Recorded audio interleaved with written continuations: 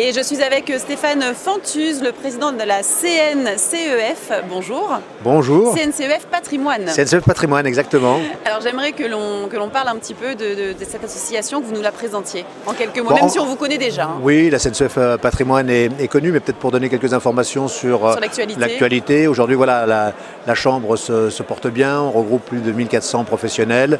On a recruté depuis le début de l'année plus d'une centaine de nouveaux conseillers en investissement financier.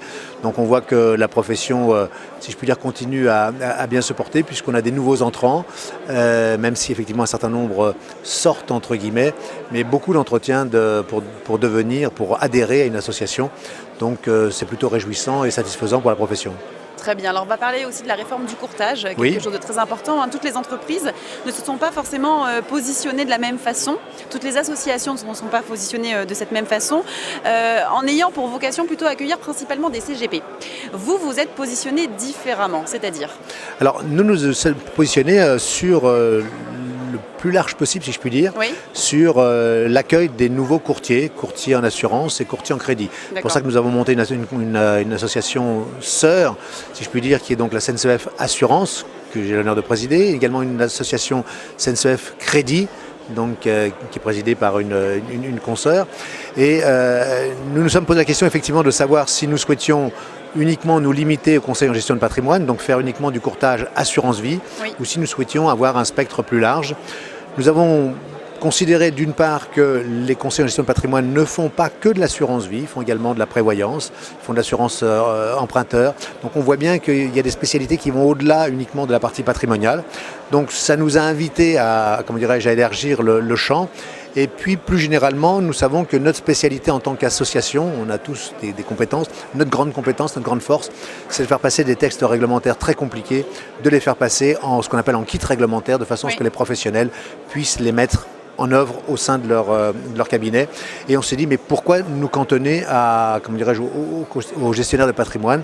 Donc on s'est ouvert, et parce qu'on sait bien que toutes les spécialités du courtage ne peuvent pas forcément travailler ensemble, on a créé des collèges. Donc on a des collèges pour l'assurance vie, on a des collèges pour l'IARD, on a des collèges pour les gens qui font du conseil du conseil pur et simple, on a des collèges pour les gens qui font de l'affinitaire, on a du collège pour les comparateurs, des comparateurs d'assurance vie, et puis également pour les grossistes.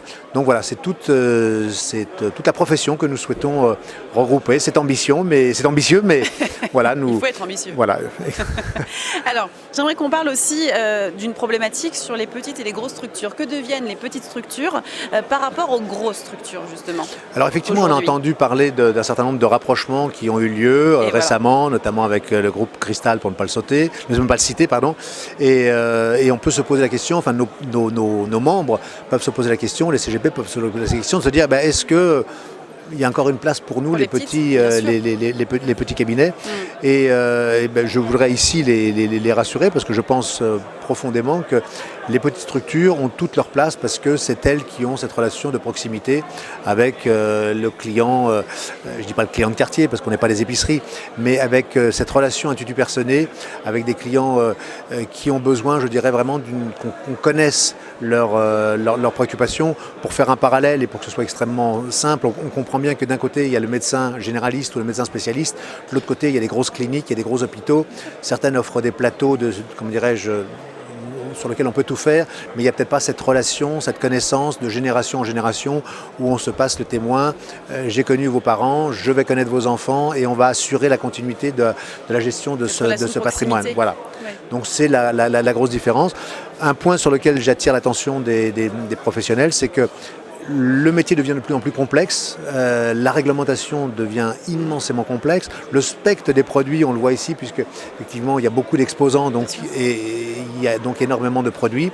Donc tout ça mérite également qu'on s'organise, qu'on se structure, peut-être qu'on atteigne aussi ce que j'appelle une taille critique pour pouvoir exercer en toute sérénité. Pourquoi pas, effectivement. En tout cas, merci beaucoup pour cette précision. Je vous en prie. Merci, bon salon. Bonne journée, au revoir. Merci.